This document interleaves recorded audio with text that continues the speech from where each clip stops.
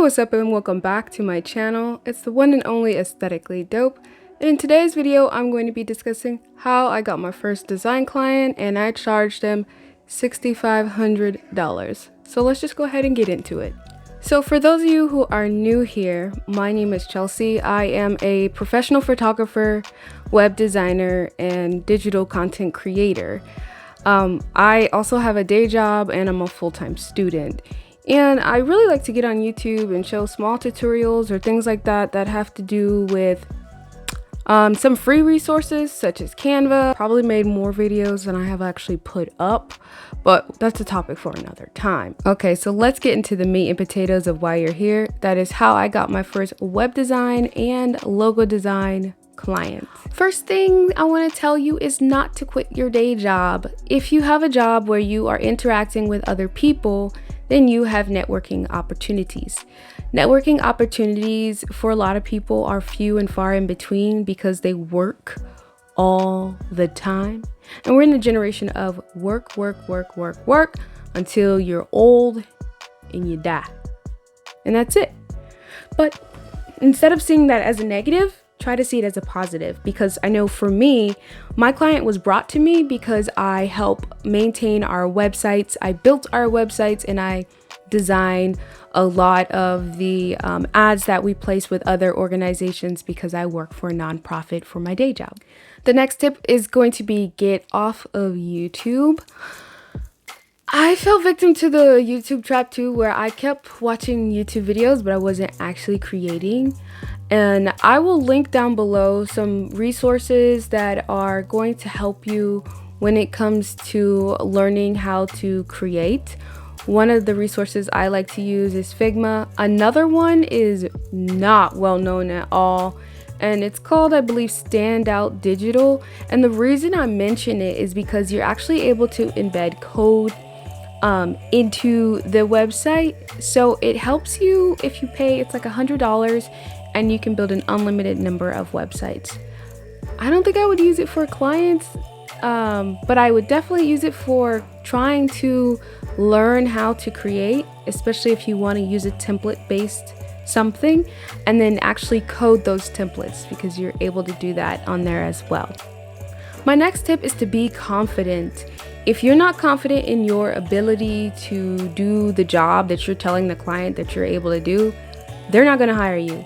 And they can usually tell that you're not confident in what you're doing based on the conversation that you're having with them. See, a lot of clients will ask specific questions because they've done their research. So it's up to you to make sure that you've done your research. Even if the client has no idea what you're talking about, that's okay. You sound like an authority in the realm in which you're speaking about. My next tip is to be firm. I set a price of $6,500, and I set that price because I'm able to justify what it is that I'm offering. Here's a bonus tip: offer a service that somebody else doesn't offer, and then be able to incorporate that and explain the time that it takes to do it. For example, I am Google IT support certified. I also have Google My Business, Google Analytics, all of these other certificates. I'm team certified. I have a lot of skills that I can offer to a client, and how I justify my price is based on those skills and the time it takes for me to create these things. I can create a database. I can create pretty much any damn thing. And it's that level of confidence that you need to have when you are speaking to a client. So be confident, don't be arrogant. My next tip is to say no. So there is a lot of times when you're doing a refresh, nobody wants to change their logo, even if it's bad. And so you're going to put your stamp on that, and you don't like it. You don't like the way it looks. There are some logo designs that are just horrible, and the client loves it and they want to keep it. Yet they don't understand that it's killing their business, because it is. So know when to tell them, no, this does not work. This does not work for this reason. That's more on the logo side. I'll touch base on the logo side and then the difference between the logo and the web design and then the photography in another video. But All of those things are super important. Even if you're not a photographer, you need to understand photography in order to understand design. And if you're a designer, you need to understand web design, and if you're a web designer, you need to understand, and so on. So forth. You need to know how things work and how people perceive those things. And so for me, that's why I do all of these things, because I like it.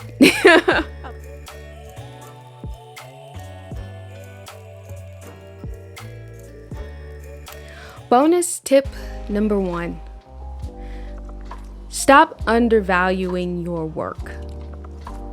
And I mean this, I do it sometimes to myself because I want to give someone the opportunity to grow and to thrive.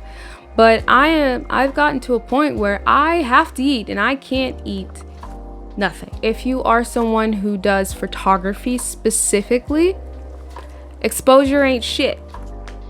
You can expose yourself, and as soon as you expose yourself, you can be canceled. So what are you gonna do with that? Nothing. Exposure ain't shit. You can't eat it, and you can't pay your mortgage with exposure. So don't accept exposure. There are certain times when it's appropriate, but most of the time it's never appropriate, because the person you're doing it for is going to think that that is how things work. So don't do it. My next bonus tip is to always have a contract. I know other creators will always say this, and I'm one to say this right from the beginning. I don't care if I'm doing something pro bono because I feel like it. A contract protects myself, but it also protects you. Whoever you're working with, they need to understand that that is the reason why you have a contract. And my final bonus tip: know when to stop. There is a point in which all creators get, and they want to change, and they want to start over, and they want to do things completely all over again because they hate it. But there's a point in which something is great and you're just nitpicking. I'm one of those people who will work to the bones until something is completely different, and it didn't need any changing at all. So it's a point where you need to know when to just stop. Take a break and don't tire yourself out.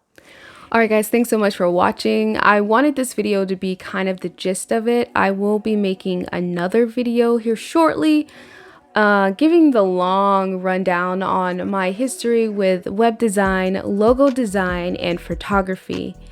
And I don't really have anything that I say when I end my videos other than laters. So as usual, thanks for watching, and laters.